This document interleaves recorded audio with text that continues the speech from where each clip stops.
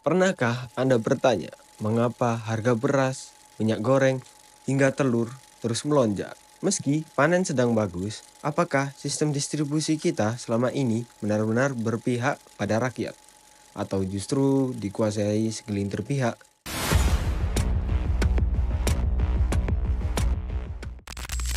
Presiden Prabowo Subianto meluncurkan strategi baru bukan sekedar wacana. Ia ingin menggantikan tengkulak dengan koperasi merah putih.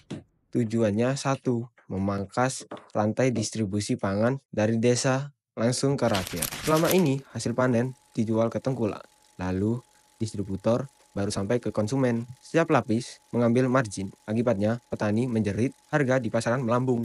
Menteri Pertanian Adi Arman Sulaiman menyebut ini langkah revolusioner, koperasi akan menyerap langsung hasil tani tanpa perantara. Petani untung, rakyat pun dapat harga murah. Tapi, benarkah koperasi bisa digantikan tengkulak yang selama ini dikenal fleksibel, punya jaringan luas, dan cepat bayar? Jika berhasil, koperasi akan menjadi titik balik ekonomi desa. Petani tak lagi tergantung pada harga tengkulak. Konsumen membeli lebih murah.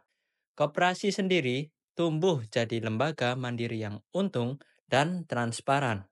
Dan bukan hanya sembako, koperasi akan mendistribusikan LPG, pupuk, bahkan layanan kesehatan, digital, transparan, dan dikelola bersama.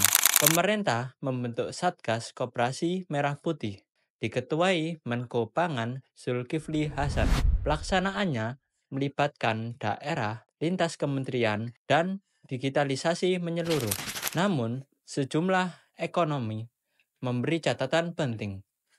Banyak koperasi desa belum siap secara manajerial dan digital. Politik lokal pun berpotensi mengganggu eksekusi lapangan. Sistem ini hanya akan sukses jika koperasi dikelola dengan SDM terlatih, keuangan transparan, dan bebas dari konflik kepentingan. Tanpa itu, gagal sebelum mulai. Prabowo menargetkan pertumbuhan ekonomi bergizi 8%.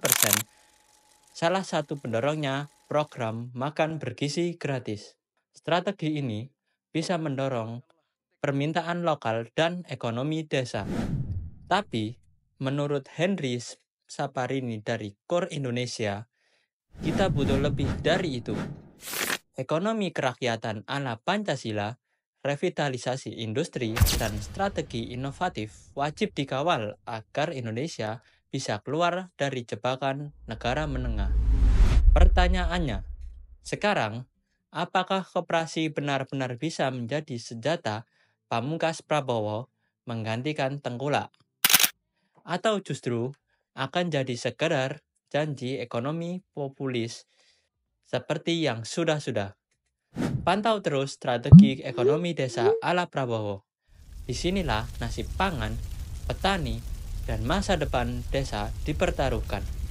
Jika Anda peduli masa depan ekonomi rakyat, klik subscribe DB News sekarang dan aktifkan lonceng notifikasi. Bagikan video ini agar lebih banyak orang ikut mengawasi dan memahami.